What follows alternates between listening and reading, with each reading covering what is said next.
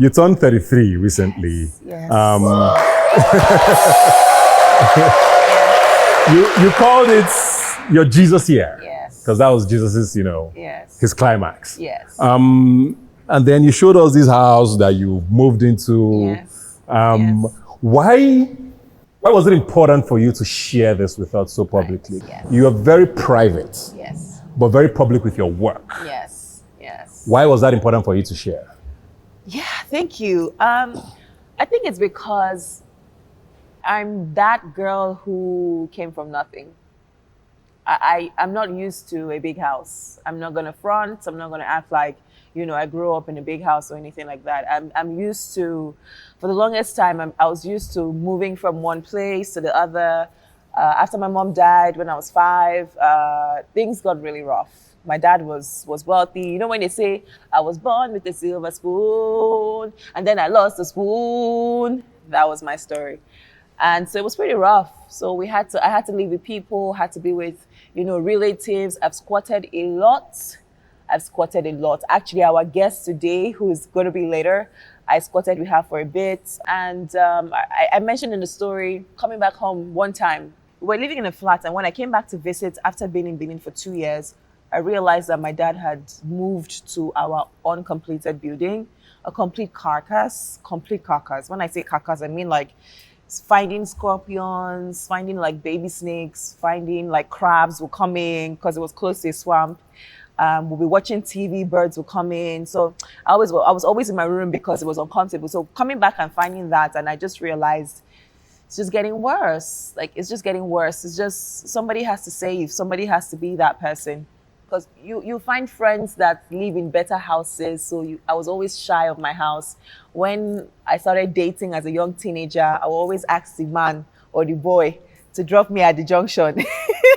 And I always trek. Sometimes I would even ask the bike man to drop me because I was so embarrassed. I was so shy. I was so sad about the conditions that we found ourselves. And so when I eventually had it as a goal to first of all finish my dad's house, which I did. After I finished it, it was now my time to start to look for my own house. I felt like it was a testimony. And I felt like if I kept it close to myself, that God would punish me. I felt that if I did not share it, it was my mission.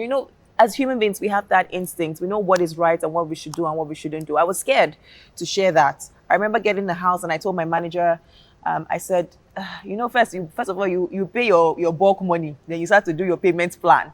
While I was doing the payment plan, I'm really suffering to pay this up and do my interior and just like wondering what the heck this was about.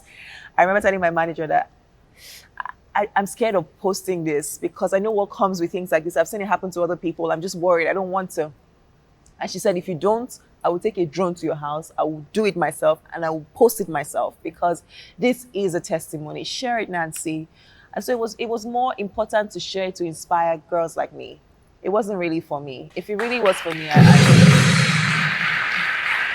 I wouldn't want to do that. But it was more to just tell girls like me who, because of the situation of the house, saw themselves living with different relatives at different times. And you know what comes with that? So having to live through those conditions, one day I'll tell my story really, really in the book and in more details, but I've been through it. I've been through so much. So for me, it was a directive from God to put that out to inspire girls. And the way it went, because I put it out and I said, God, you've done this for me. If it goes the other way and they start, I'm going to be upset.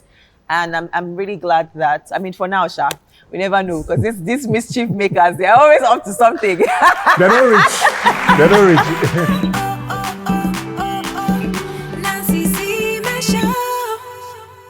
The Nancy Isime Show Season 5 is proudly brought to you by Indomie Noodles, Acme, Colgate, Hypo, Power Oil, and Viva.